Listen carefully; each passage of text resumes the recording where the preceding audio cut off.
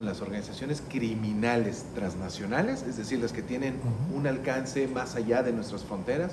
que va desde la introducción de insumos para la producción de sus actividades ilegales, sobre todo drogas, o la introducción de armas para tener cierto poder de fuego frente a pues, hacia las organizaciones de seguridad y de procuración de justicia. Entonces, desde ese punto de vista, hay dos organizaciones que son altamente visibles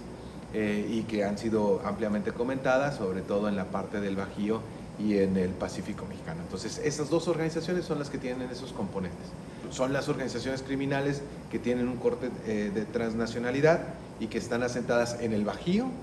en los estados de Jalisco, del propio Colima, Michoacán, y Michoacán ciertas partes, y la parte del Pacífico con esa organización, sobre todo en Sinaloa, Nayarit y una parte de Sonora. De ahí derivan otras organizaciones que tienen presencia y ciertos niveles de violencia de manera un poquito más subregional y regional, y muestra de ello es que nos encontramos con enfrentamientos en algunas latitudes del país. Bueno, en Michoacán se nota una disputa entre grupos locales y desde luego el cártel Jalisco Nueva Generación, sobre todo porque, como te mencionaba, el espacio geográfico que ocupa la cercanía a uno de los principales puertos provoca esa, digamos,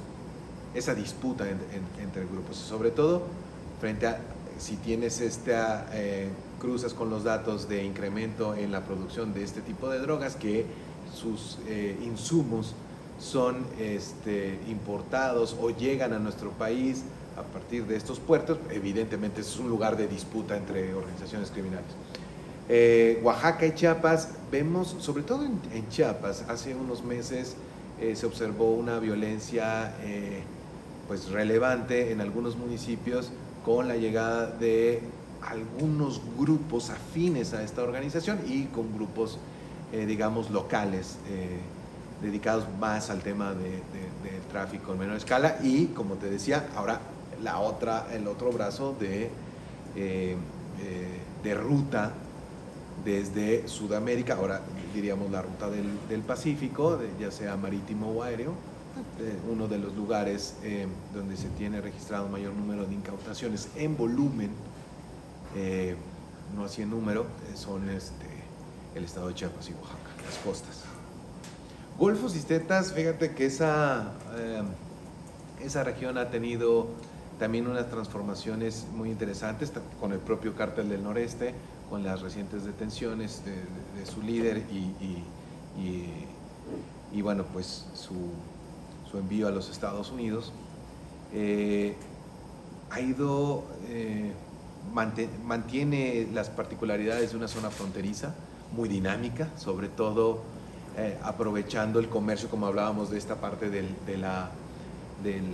dilema entre seguridad y comercio, porque esa zona de nuestro país es ampliamente utilizada para comercio internacional y por ende el traslado hacia los Estados Unidos de mercancías legales, que aprovechan ese espacio las organizaciones criminales,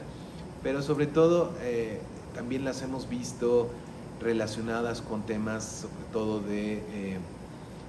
tráfico de migrantes, porque también suelen aprovechar su posición geográfica y, digamos, la situación coyuntural que estamos viviendo con algunas realidades en América del Sur y sobre todo en la parte del Caribe con Haití, ¿no? Zacatecas, su posición geográfica en mucho ha facilitado, digamos, el tránsito, hablando ya de las rutas comerciales, pues es un camino que tiene gran relevancia para nuestro país y que las organizaciones criminales han tratado de disputarse, ¿no? Entre las organizaciones que están asentadas en la parte del Golfo de México, desde luego las de Occidente y las que también tienen su presencia en el centro. Esa es la característica, digamos, de la posición geográfica de Zacatecas y también, desafortunadamente, San Luis Potosí. Las drogas que más se comercializan y que han tenido un crecimiento de una manera pues, más evidente y sostenido, pues han sido las metanfetaminas, por ejemplo, y en fechas recientes la producción de fentanilo. Estas dos organizaciones tenían unos componentes distintos, siempre aprovechando el espacio geográfico. Entonces, los pequeños grupos que tienen esa relación de uno y otro lado de la frontera han aprovechado esa situación para beneficiarse de manera local a partir de favorecer el comercio de diferentes sustancias que no necesariamente son fabricadas en esas o producidas en esas dos latitudes. De fentanilo. Se focaliza mucho en la parte, digamos, de Sinaloa, en algunas comunidades, municipios, pero también en Baja California. Los lugares que hemos encontrado nosotros como de acondicionamiento. Hemos encontrado también algunos en Ciudad de México, ya hace un par de años, y quizá otro en Nuevo León. En realidad, donde la evidencia científica nos habla, o la parte de estadística criminal, es que se concentra sobre todo en el estado de Sinaloa y Baja California.